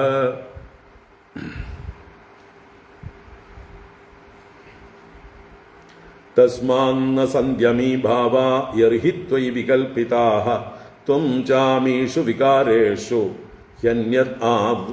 ഹ്യന്യദാവ്യവഹാരികഃ അവ്യാവഹാരികഃ. അതുകൊണ്ട് ഈ കാണുന്ന ഈ ജഗത്തിലെ നാനാത്വം എല്ലാം തന്നെ അങ്ങയിൽ കൽപ്പിക്കപ്പെട്ടതാണ്, വാസ്തവത്തിൽ ഉള്ളതല്ല. ഈ കൽപ്പനയുള്ളപ്പോഴേ ഇതൊക്കെ ഉള്ളൂ. ഈ കൽപ്പന നീങ്ങുന്നതോടുകൂടി ഇതെല്ലാം അപ്രത്യക്ഷമാകുന്നു. എപ്രകാരമാണോ നമ്മുടെ സ്വപ്നത്തിൽ നമ്മൾ ഒരു സ്വപ്ന ലോകത്തെ കൽപ്പിച്ചുണ്ടാക്കുകയാണ്, ആ കൽപ്പനയാണ് സ്വപ്നം. ആ കൽപ്പന നീങ്ങുന്നതോടുകൂടി സ്വപ്ന ലോകവും ശൂന്യമാകുന്നു എന്നതുപോലെ ഈ കാണുന്ന നാനാത്വത്തിൽ നമ്മൾ സത്യത്വ ബുദ്ധിയോടുകൂടി ഭ്രമിക്കുന്നത് നമ്മുടെ ഉള്ളിലുള്ള കൽപ്പനകൾ കൊണ്ടാണ്. ആ കൽപ്പന നീങ്ങി സത്യത്തെ ദർശിക്കാൻ കഴിയുമ്പോൾ സത്യം പരം ധീമഹി എന്ന് നിരന്തര വിചാരം കൊണ്ട് എല്ലാം ഈശ്വരൻ തന്നെയാണ്, എല്ലാം പരമാത്മാ പരബ്രഹ്മമാണ്, ചൈതന്യത്തിൻ്റെ വിവിധ മാനിഫെസ്റ്റേഷനാണ് എല്ലാം, എല്ലാ ആഭരണങ്ങളും സ്വർണം കൊണ്ടുണ്ടാക്കിയതെല്ലാം സ്വർണം തന്നെയാണ്, മണ്ണുകൊണ്ടുണ്ടാക്കിയ എല്ലാ മൺപാത്രങ്ങളും മണ്ണ് തന്നെയാണ് എന്നതുപോലെ ആ പരബ്രഹ്മ ചൈതന്യത്തിൽ നിന്നുണ്ടായതാണ് ഈ ജഗത്തെല്ലാം, അതുകൊണ്ടതെല്ലാം പരബ്രഹ്മം തന്നെയാണ്. ഇങ്ങനെ നിരന്തര വിചാരം ചെയ്ത് ഉറപ്പിച്ചു കഴിയുമ്പോൾ ആ കൽപ്പനകൾ നീങ്ങിപ്പോകും, കൽപ്പനാഭ്രമം നീങ്ങിപ്പോകും. അപ്പോൾ യർഹി ത്വയി വികൽപ്പിതാഃ തസ്മാത് അമീഭാവാഃ അന്യഥാ ന സന്തി. യർഹി എപ്പോഴാണോ, ഏത് കാരണം കൊണ്ടാണോ എന്നൊക്കെ അർത്ഥത്തിൽ യർഹി എപ്പോഴാണോ ത്വയി വികൽപ്പിതാഃ ഈ പ്രപഞ്ചം അങ്ങയിൽ വികൽപ്പിക്കപ്പെടുന്നത്, അങ്ങയെ അറിയാതെ അങ്ങയുടെ തത്വമറിയാതെ എല്ലാം കൽപ്പിക്കപ്പെടുന്നു, വികൽപ്പിക്കപ്പെടുന്നു. ത്വയി സ്വർണത്തിൽ ആഭരണങ്ങൾ കൽപ്പിക്കപ്പെടുന്നത് പോലെ, മണ്ണിൽ മൺപാത്രങ്ങൾ കൽപ്പിക്കപ്പെടുന്നത് പോലെ എല്ലാറ്റിനും ആശ്രയഭൂതനായ, ആധാരഭൂതനായ, കാരണഭൂതനായ തത്വമായ അങ്ങയിൽ തത്വമറിയാത്തത് കൊണ്ട് പലതായി കൽപ്പിക്കപ്പെടുന്നു. അതാണ് യർഹി ത്വയി വികൽപ്പിതഃ വികൽപ്പിതാഃ. എപ്പോഴാണോ അങ്ങയിൽ വികൽപ്പനങ്ങൾ ഉണ്ടാകുന്നത്, നാനാത്വ ബുദ്ധിയാണ് വികൽപ്പം. തസ്മാത് അമീഭാവാഃ, തസ്മാത് ആ വികൽപ്പമുള്ളത് കൊണ്ടാണ് അമീഭാവാഃ ഈ കാണുന്ന ഭാവങ്ങളെല്ലാം, ഭാവാഃ എന്ന് പറഞ്ഞാൽ ഭൂതാനി എല്ലാ ഭൂതങ്ങളും, കാണപ്പെടുന്ന സൃഷ്ടിക്കപ്പെട്ട സകലതും വേറെ വേറെയായിട്ട് കാണുന്നത് അങ്ങയെ കാണാതെ അങ്ങയിൽ വികൽപ്പ ബുദ്ധിയോടുകൂടി കാണുന്നത് കൊണ്ടാണ്. അന്യത ന സന്ധി, അതല്ലെങ്കിൽ ഇല്ലേ ഇല്ല, വികൽപ്പമില്ലെങ്കിൽ ഇല്ല, അതാണ് അന്യത ന സന്ധി. അപ്പോൾ വികൽപ്പം കൊണ്ടാണ് ഈ പറഞ്ഞതെല്ലാം വേറെ വേറെ വേറെ ആയിട്ട് കാണുന്നത്. ഈ വികൽപ്പം ഇല്ലാതെയായാൽ ഇതൊന്നുമില്ല. അമീഷു വികാരേഷു ത്വം ച ന, ഈ കാണുന്ന വികാരങ്ങളിൽ ഒന്നിലും, വികാരങ്ങൾ എന്ന് പറഞ്ഞാൽ മാറിക്കൊണ്ടിരിക്കുന്നതായിട്ടുള്ള സൃഷ്ടിജാലങ്ങൾ, പ്രകൃതി, ഈ പ്രകൃതിയുടെ വികാരങ്ങളിൽ ഒന്നിലും തന്നെ അങ്ങും ഇല്ല. അവ്യാവഹാരിക, വ്യാവഹാരികനല്ലാതെ ഇരിക്കുന്നവനാണ്. അപ്പോൾ അങ്ങ് പരമാർത്ഥ സ്വരൂപനാണ് എന്നർത്ഥം. ജ്ഞാനസ്വരൂപനാണ്, പരമാർത്ഥ സ്വരൂപനാണ്. ഈ വികാരങ്ങളിലൊന്നും അങ്ങ് ബാധിക്കപ്പെടുന്നില്ല. ഈ പ്രപഞ്ചത്തിലുണ്ടാകുന്ന സൃഷ്ടിസ്ഥിതി സംഹാരം അല്ലെങ്കിൽ അതിൻ്റെ പരിണാമങ്ങൾ, ഇതൊന്നും വസ്തു ആയിരിക്കുന്ന അങ്ങയിൽ വാസ്തവത്തിൽ ഇല്ല. അങ്ങ് യാതൊരു വികാരവുമില്ലാതെ അവ്യവഹാരികനായി, അവ്യാവഹാരികനായിരിക്കുന്നു.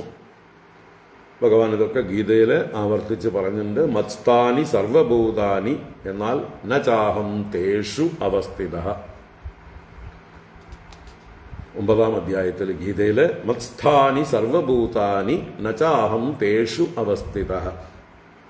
സർവഭൂതാനി മത്സ്ഥാനി, മത്സ്ഥാനി എന്ന് പറഞ്ഞാൽ മയി സ്ഥിതാനി, ഞാനുള്ളത് കൊണ്ട് എന്നിൽ സ്ഥിതി ചെയ്യുന്നവയാണ് സകല ഭൂതങ്ങളും. ഞാനാകുന്ന അധിഷ്ഠാനത്തിലാണ്, ഞാനാകുന്ന സത്തയിലാണ് എല്ലാം ഉള്ളതായിരിക്കുന്നത്. എൻ്റെ എക്സിസ്റ്റൻസാണ് ഈ ജഗത്തിൻ്റെ എക്സിസ്റ്റൻസിന് കാരണം. ഈ ജഗത്തിലുള്ള സകല വസ്തുക്കൾക്കും എക്സിസ്റ്റൻസ് കൊടുക്കുന്നത്, സത്ത കൊടുക്കുന്നത് സച്ചിദാനന്ദ സ്വരൂപനായ ഞാനാണ്. ഞാൻ സത്ത കൊടുത്തില്ലെങ്കിൽ ഒന്നുമില്ല, എല്ലാം ശൂന്യം. സ്വർണം അതിൻ്റെ അസ്തിത്വം കൊടുത്തതുകൊണ്ടാണ് ആഭരണം അസ്തിത്വമുള്ളതായി പ്രകാശിക്കുന്നത്. വെള്ളം അതിൻ്റെ അസ്തിത്വം കൊടുത്തതുകൊണ്ടാണ് തരംഗം അസ്തിത്വമുള്ളതായിരിക്കുന്നത്. മണ്ണ് അതിൻ്റെ അസ്തിത്വം കൊടുത്തതുകൊണ്ടാണ് പാത്രങ്ങൾ അസ്തിത്വമുള്ളതായിരിക്കുന്നത്. അപ്പോൾ ആരുടെ അസ്തിത്വമാണ് ഈ കാര്യങ്ങൾക്കെല്ലാം ഉള്ളത്? കാരണത്തിൻ്റെ അസ്തിത്വമാണ് കാര്യത്തിനെല്ലാം ഉള്ളത്. അപ്പോൾ അതാണ് ഭഗവാൻ പറയുന്നത്, ഞാനാണ് യഥാർത്ഥ കാരണഭൂതൻ. ഈ കാര്യങ്ങൾ നിങ്ങൾ കാണുന്നത് കൊണ്ട് പറയണേ, ഈ പ്രപഞ്ചമാകുന്ന കാര്യം നിങ്ങൾ കാണുന്നത് കൊണ്ട് ഞാൻ പറയുന്നു, നിങ്ങൾ പ്രപഞ്ചം കാണുന്നുണ്ടെങ്കിൽ അതിൻ്റെ കാരണഭൂതൻ ഞാനാണ്.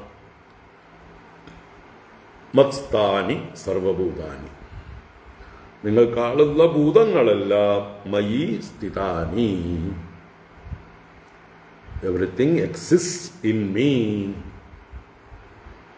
പിന്നെയോ നചാഹം തേഷു അവസ്ഥിത, അഹം തേഷു ന അവസ്ഥിത, ഞാൻ അവയിൽ സ്ഥിതി ചെയ്യുന്നില്ല എന്ന് പറഞ്ഞാലോ, അവയുടെ ധർമ്മങ്ങളൊന്നും എൻ്റെ ധർമ്മമല്ല, അവയുടെ നാശമൊന്നും എൻ്റെ നാശമല്ല, ഞാൻ അവയെ ഡിപ്പെൻഡ് ചെയ്യുന്നില്ല. മണ്ണ് മൺപാത്രത്തിൽ സ്ഥിതി ചെയ്യുന്നില്ല എന്ന് പറഞ്ഞാൽ മൺപാത്രത്തിന് സ്വതന്ത്രമായ എക്സിസ്റ്റൻസ് ഉണ്ട്, മണ്ണിന് സ്വതന്ത്രമായ എക്സിസ്റ്റൻസ് ഉണ്ട്. മൺപാത്രമില്ലെങ്കിലും മണ്ണുണ്ട്, പാത്രാകൃതി ഇല്ലെങ്കിലും മണ്ണുണ്ട്. പാത്രത്തിൻ്റെ ഏതൊരു തരത്തിലുള്ള ദോഷങ്ങളും മണ്ണിനെ ബാധിക്കുന്നില്ല. പാത്രം നശിച്ചാലും മണ്ണ് നശിക്കുന്നില്ല.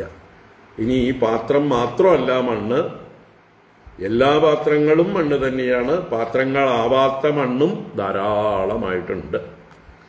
എല്ലാ മണ്ണിൻ്റെയും മൊത്തത്തിലെടുത്താൽ അതിൻ്റെ ചെറിയൊരു അംശം മാത്രമേ പാത്രങ്ങളായിട്ടുള്ളൂ. പാദോസ്യ വിശ്വാഭൂതാനി ത്രിപാദസ്യ അമൃതം ദിവി. ലോകത്തിലുള്ള സകല സ്വർണങ്ങളും ആഭരണമായിട്ടില്ല. സ്വർണങ്ങളില്ല, സ്വർണം ഏകവചനമേ ഉള്ളൂ, ആഭരണങ്ങൾ ബഹുവചനം. മണ്ണ് ഏകവചനം.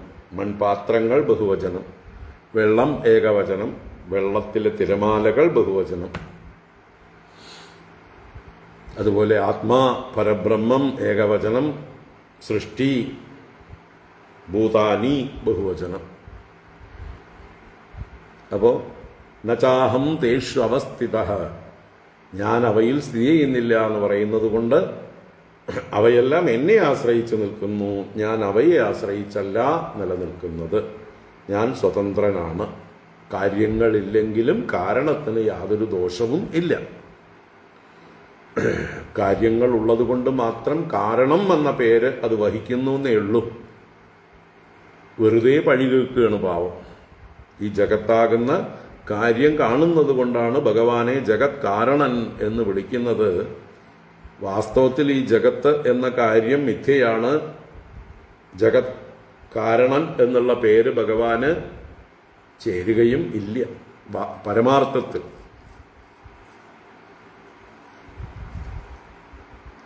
പക്ഷെ കാര്യമുള്ളിടത്തോളം കാലം കാരണത്തിന് പ്രസക്തിയുണ്ട്. അപ്പോ വസുദേവർ ഈ രഹസ്യമൊക്കെ മനസ്സിലാക്കി എന്ന് പറയാം. അതാണ് എപ്പോഴാണോ അങ്ങയിൽ വികല്പങ്ങളുള്ളത് അപ്പോഴാണ് ഈ കാണുന്ന സൃഷ്ടിയുള്ളത്. അല്ലെങ്കിൽ ഇല്ലേ ഇല്ല, അന്യതാമസന്തി അമീഷു വികാരേഷു ത്വംച ന. ഈ വികാരങ്ങളിലൊന്നും അങ്ങില്ല എന്ന് പറഞ്ഞാൽ ഈ വികാരങ്ങൾക്ക് വികാരമുണ്ടായിക്കൊണ്ടേയിരിക്കുമ്പോഴും അങ്ങ് അതിനാൽ ബാധിക്കപ്പെടുന്നില്ല. അങ്ങ് അതിന് അതീതനാണ്. അവ്യാവഹാരിക, വ്യവഹാരികൻ അല്ല, അതിനതീതനായിരിക്കുന്നു എന്ന് താല്പര്യം. പരമാർത്ഥ സ്വരൂപനാകുന്നു. ഗുണപ്രവാഹയ തസ്മിൻ അബുദാഹാതു അഖിലാത്മനഃ ഗതിം സൂക്ഷ്മാം അബോധേന സംസരന്തീഹ കർമ്മഭിഃ. ഗുണപ്രവാഹയ തസ്മിൻ അബുദാസ്ത്വഖിലാത്മനഃ ഗതിം സൂക്ഷ്മാം അബോധേന സംസരന്തീഹ കർമ്മഭിഃ. ഗുണപ്രവാഹേ ഏതസ്മിന്നാണ്. പ്രവാഹേ എന്നുള്ളതിലെ ഏകാരം ലോപിച്ചു പോയതാണ്. ഏതസ്മിൻ നിന്ന് ഏകാരം കൊണ്ട് ആരംഭിച്ചത് കൊണ്ട്. അപ്പൊ ഗുണപ്രവാഹേ ഏതസ്മിൻ, ഏതസ്മിൻ എന്ന് പറഞ്ഞാൽ ഈ ജഗത്തിൽ, ഈ ലോകത്തിൽ. അതെന്താണ്? ഗുണപ്രവാഹങ്ങളാണ്. സത്വം രജസ് തമസ് എന്നുള്ള ഗുണം പ്രവഹിച്ചുകൊണ്ടിരിക്കുകയാണ്. ചിലപ്പോൾ സത്വപ്രധാനമായിരിക്കും, ചിലപ്പോൾ രജപ്രധാനമായിരിക്കും, ചിലപ്പോൾ തമപ്രധാനമായിരിക്കും. എന്തായാലും ഈ മൂന്നും കലർന്നുകൊണ്ട് തന്നെയാണ് ഒഴുകിക്കൊണ്ടിരിക്കുന്നത് ഈ ജഗത്ത്. ഈ ജഗത്ത് എന്നുള്ളത് ഗുണങ്ങളുടെ ഒരു പ്രവാഹമാണ്. അപ്പോൾ ഏതസ്മിൻ അഖിലാത്മനഃ സൂക്ഷ്മാം ഗതിം അബുദാഹ. എല്ലാറ്റിൻ്റെയും ആത്മാവായ അങ്ങയുടെ സൂക്ഷ്മമായ ഗതിയെ അഥവാ തത്വത്തെ, അബുദാഹ അറിയാത്തവർ, എല്ലാറ്റിൻ്റെയും പരമതത്വം അങ്ങാണെന്ന് അറിയാത്ത മൂഢജനങ്ങൾ അബോധേന കർമ്മഭി ഇഹ സംസരന്തി. അബോധേന, ബോധമില്ലാത്തത് കൊണ്ട്, വേണ്ട പോലെ വേർതിരിച്ചറിയാൻ കഴിവില്ലാത്ത, വിവേകമില്ലാത്തത് കൊണ്ട്, ബുദ്ധിയില്ലാത്തത് കൊണ്ട്, മന്ദബുദ്ധികളായതുകൊണ്ട് കർമ്മഭിഹി ഇഹ സംസരന്തി, കർമ്മങ്ങളെ കൊണ്ട് ഈ ജഗത്തിൽ തന്നെ കറങ്ങിക്കൊണ്ടിരിക്കുന്നു. സംസരന്തി. അപ്പൊ ഇതിന്റെ തത്വം അറിഞ്ഞവരോ ഇതിന്റെ മറുകര കടന്നു പോകുന്നു. എന്താണ് സത്യം എന്നറിയുന്നവരെ ഈ സംസാരം അഥവാ ഈ ജഗത്ത് അതുപോലെ കർമ്മങ്ങൾ ഒന്നും തന്നെ ബാധിക്കുന്നില്ല. അറിയാത്ത മൂഢജനങ്ങൾ ഇവിടെ സംസരിച്ചു കൊണ്ടേയിരിക്കുന്നു, ഇവിടെ തന്നെ കറങ്ങിക്കൊണ്ടിരിക്കുന്നു. അപ്പോൾ ഈ ഗുണപ്രവാഹമാകുന്ന ഈ ജഗത്തിൽ എല്ലാറ്റിൻ്റെയും ആത്മാവായിരിക്കുന്ന അങ്ങയുടെ സൂക്ഷ്മതത്വം അറിയുകയാണ് വേണ്ടത്. സംസാരത്തിൽ നിന്ന് മറുകര കടക്കാൻ, സംസാരത്തിൽ നിന്ന് കര കയറുവാൻ. അല്ലെങ്കിൽ മനസ്സിലാക്കിയില്ലെങ്കിലോ ഭഗവാന്റെ സൂക്ഷ്മതത്വം അറിഞ്ഞില്ലെങ്കിലോ ഈ ഗുണപ്രവാഹത്തിൽ തന്നെ മുങ്ങുകയും പൊങ്ങുകയും ചെയ്തുകൊണ്ടിരിക്കും.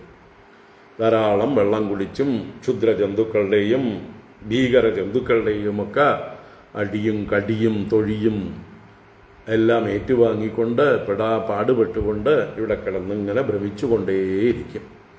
അപ്പം എന്താ വേണ്ടത്? ഈ ഗുണപ്രവാഹത്തിനൊക്കെ കാരണഭൂതനായ അഖിലാത്മാവായ ഭഗവാന്റെ സൂക്ഷ്മഗതി അഥവാ തത്വം അറിയുക. സത്യം പരം ധീമഹി. ജന്മാദ്യസ്യ യതഃ. ഇതിൻ്റെയൊക്കെ ഉൽപ്പത്തിയും സ്ഥിതിയും ലയവും ആരിലാണ്? ആരാണ് ഇതിൻ്റെയൊക്കെ കാരണഭൂതൻ എന്ന് നിരന്തരം വിചാരം ചെയ്ത് ഉറപ്പിക്കുമ്പോൾ ഈ സംസാര ഭ്രമണത്തിന് ശാന്തി ഉണ്ടാകുന്നു. ഈ സംസാര പ്രവാഹത്തിൽ നിന്ന്, ഈ ഗുണപ്രവാഹത്തിൽ നിന്ന് കരകയറാൻ കഴിയുന്നു.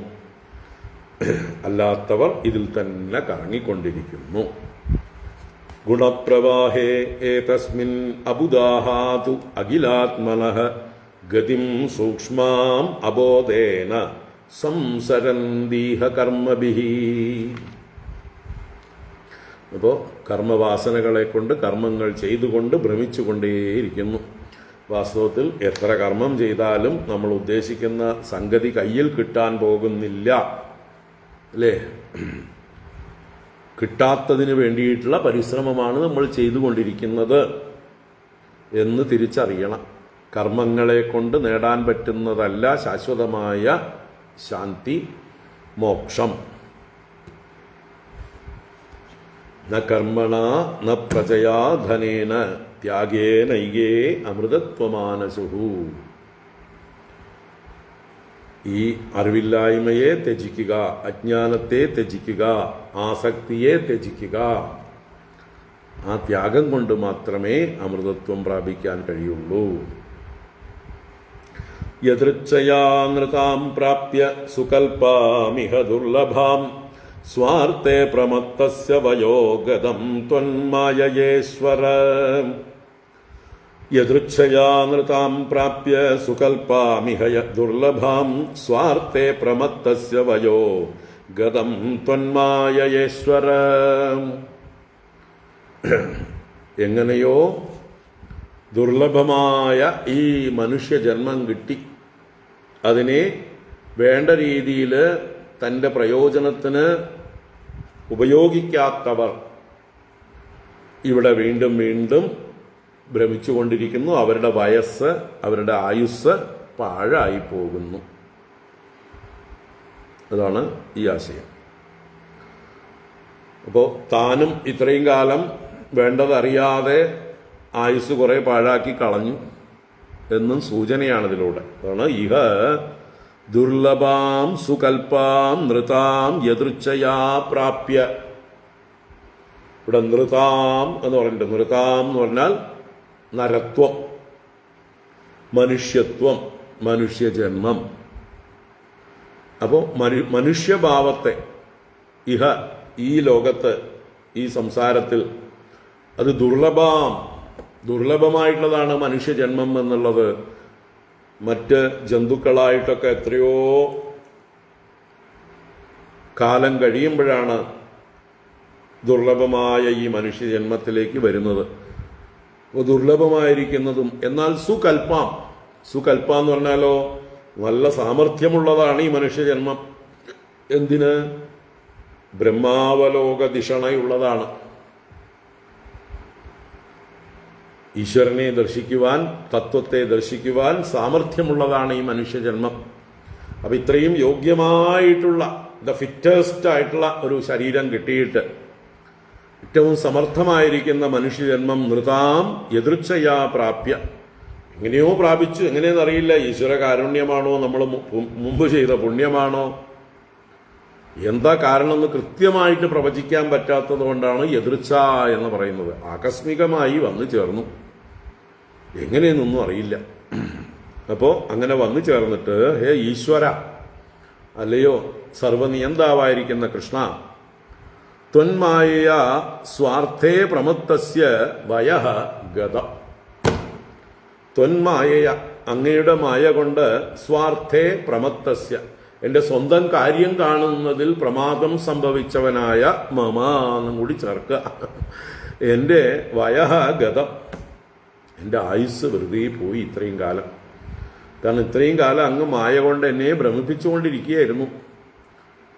അങ്ങയുടെ മായ എന്നെ അങ്ങ് പുത്രനാണെന്നുള്ള തെറ്റിദ്ധാരണയിൽ കാലം കഴിച്ചു. ഒരുപാട് വിഷമങ്ങളൊക്കെ അത് കാരണം അനുഭവിച്ചു. അപ്പോൾ ഇത്രയും കാലം വേണ്ട പോലെ ഉപയോഗിച്ചില്ല. സ്വാർത്ഥത്തിൽ പ്രമത്തനായി. സ്വാർത്ഥം എന്നാൽ സ്വന്തം പുരുഷാർത്ഥം നേടുന്നതിൽ പ്രയത്നം ചെയ്യാതിരിക്കൽ. പരമപുരുഷാർത്ഥമായ മോക്ഷമാണ് ഏറ്റവും വലിയ സ്വാർത്ഥം. ആ മോക്ഷം പ്രാപിക്കാൻ പ്രയത്നം ചെയ്യാതെ അതിനുപകരിക്കുന്ന ഈ മനുഷ്യ ശരീരത്തെ, അതിൻ്റെ ആയുസ്സിനെ ഇത്രയും കാലം വ്യയം ചെയ്തു. ഗതം, വയഃ ഗതം, എൻ്റെ വയസ്സും പോയി, കുറേ കാലം വെറുതെ പോയി. അപ്പോൾ ദുർലഭമാണ് ഈ മനുഷ്യ ജന്മം. യദൃച്ഛയാ എങ്ങനെയോ കിട്ടിയതാണ്. അതാണ് ശങ്കരാചാര്യരും വിവേക ചൂടാമണിയിൽ മനോഹരമായിട്ട് പറയുന്നത്. ലബ്ധ്വാ കഥഞ്ചിത് നരജന്മ ദുർലഭം തത്രാപി പുംസ്ത്വം ശ്രുതി പാരദർശനം യസ്ത്വാത്മമുക്തൗ നയതേത മൂഢധീഃ സഹ്യാത്മഃ സ്വം വിനിഹന്ത്യ സദ്ഗ്രഹാത്. ലബ്ധ്വാ കഥഞ്ചിത് നരജന്മ ദുർലഭം. ദുർലഭം നരജന്മ കഥഞ്ചിത് ലബ്ധ്വ, എങ്ങനെയോ ലഭിച്ചിട്ട് ദുർലഭമായ മനുഷ്യജന്മം. അതിലും നമുക്ക് സ്വതന്ത്രമായി ചിന്തിക്കുവാനുള്ള പൗരുഷം എല്ലാം ഉണ്ടായി, പ്രവർത്തിക്കുവാനുള്ള ശക്തിയൊക്കെ ഉണ്ടായതാണ്. തത്രാപി പുംസ്ത്വം ശ്രുതി പാരദർശനം. വേദത്തിൻ്റെ ആ തത്വങ്ങളെല്ലാം അറിയാനുള്ള സാഹചര്യങ്ങളുണ്ടായി. കുറേയൊക്കെ ഗുരുക്കന്മാരിൽ നിന്ന് അതൊക്കെ കേട്ടു, വേദവും വേദാന്തവും ഒക്കെ പഠിച്ചു. പക്ഷെ എന്നിട്ടും യസ്തു ആത്മമുക്തൗ ന യതേത, ഏതൊരുവനാണോ തൻ്റെ മുക്തിക്ക് വേണ്ടി പ്രയത്നിക്കാതിരിക്കുന്നത്, മൂഢധീഹി, അവൻ മോഹിച്ചിരിക്കുകയാണ് എന്തിൽ? ഈ അനിത്യമായ വസ്തുക്കളിൽ, ജഡമായ വസ്തുക്കളിൽ, അസുഖമായ വസ്തുക്കളിൽ. മൂഢധീഹി, മോഹിച്ചവനായിട്ടുള്ള അവൻ. സഹി ആത്മഹ, അവൻ ആത്മഹന്താവ് തന്നെയാണ്. സ്വം വിനിഹന്തി, അവൻ അവനവനെ തന്നെ നശിപ്പിക്കുന്നു. അസദ്ഗ്രഹാത്, അസത്തായ വസ്തുക്കളെ ഗ്രഹിച്ചിട്ട്. അപ്പോൾ എല്ലാ ജന്തുക്കളിലും വെച്ച് ദുർലഭമായിട്ടുള്ള മനുഷ്യജന്മം. പക്ഷെ അത് കൽപ്പമാണ്, സുകൽപ്പമാണ്, യോഗ്യമായിട്ടുള്ളതാണ്, സാമർഥ്യമുള്ളതാണ് തൻ്റെ തത്വമറിയാൻ. എന്നിട്ടും അതിന് പ്രയത്നിക്കാത്തവരുടെ ജന്മം പാഴ്. വയഃ ഗതം, ഗതം ഗതം, പോയതൊക്കെ പോയി. ഇനിയെങ്കിലും നമുക്ക് ഉള്ളത് ഉപയോഗിക്കാം, അല്ലേ? പോയത് പോട്ടെ, പറഞ്ഞിട്ട് കാര്യമില്ല. അസാവഹം മമൈവൈതേ ദേഹേ ചാസ്യാന്വയാദിഷു സ്നേഹപാശൈർനിബധ്നാതി ഭവാൻ സർവമിദം ജഗത്.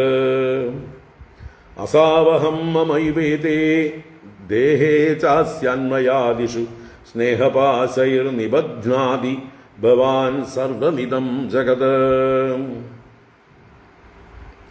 അസൗ അഹം, അസൗ ഇത് തന്നെയാണ് ഞാൻ. ഏത് തന്നെ? ഈ ദേഹത്തിൽ.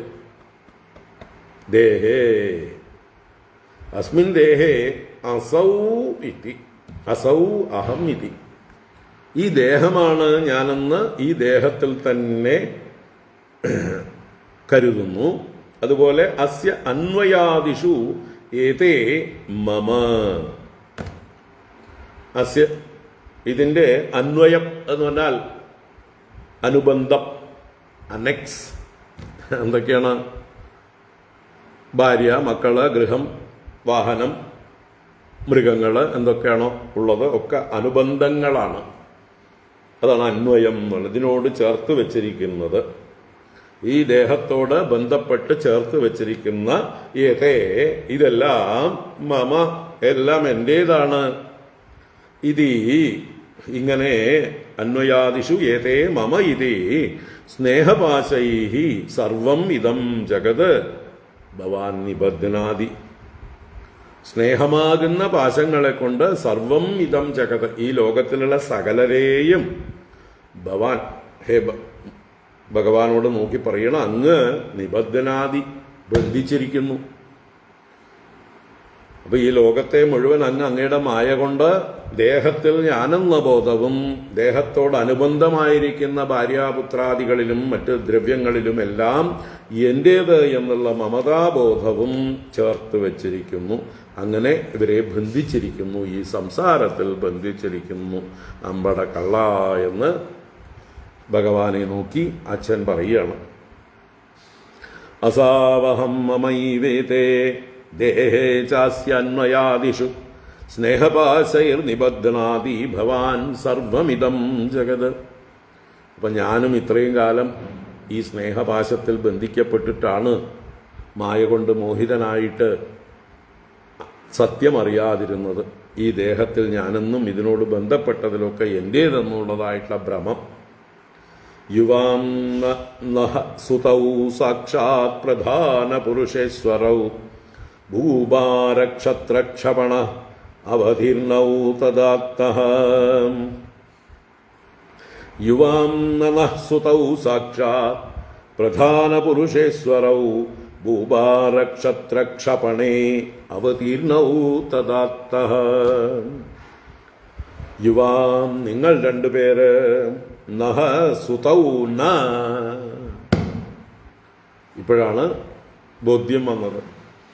നിങ്ങൾ രണ്ടുപേരും നഹ എന്ന് പറഞ്ഞാൽ അസ്മാകം, ഞങ്ങളുടെ, സുതൗ ന രണ്ട് മക്കളല്ല, നിങ്ങൾ രണ്ടുപേരും ഞങ്ങളുടെ മക്കളല്ല.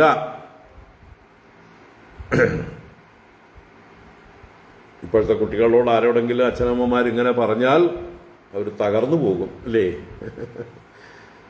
പിന്നെ ഞങ്ങൾ എവിടുന്ന് കിട്ടി? ദത്തെടുത്തതാണോ തവിട് കൊടുത്ത് വാങ്ങിച്ചതാണോ?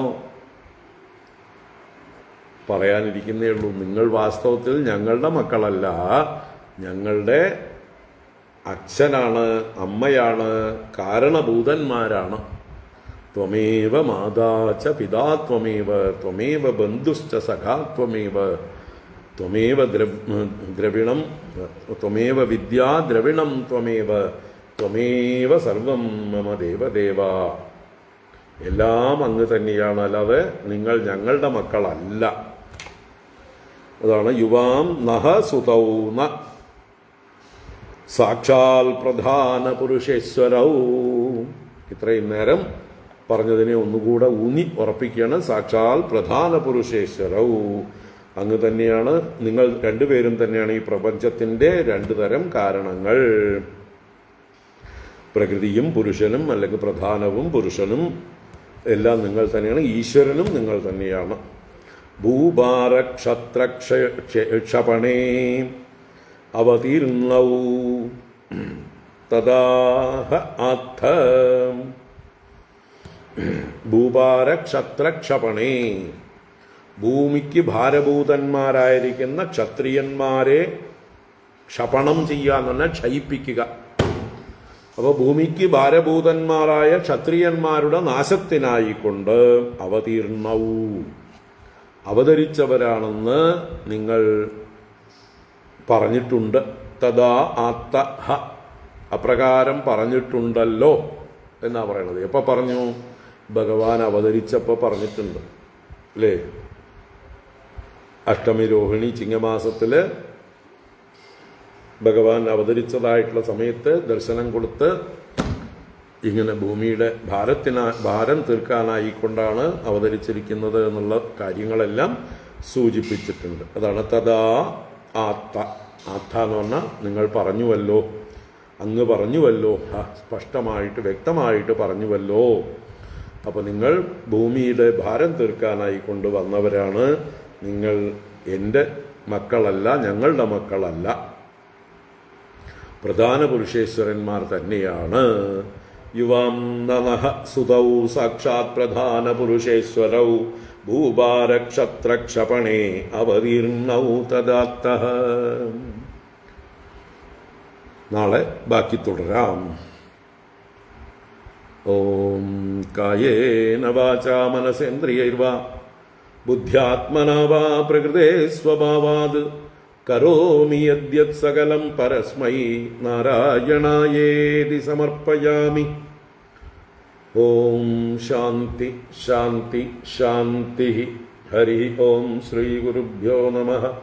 ഹരി ഓം.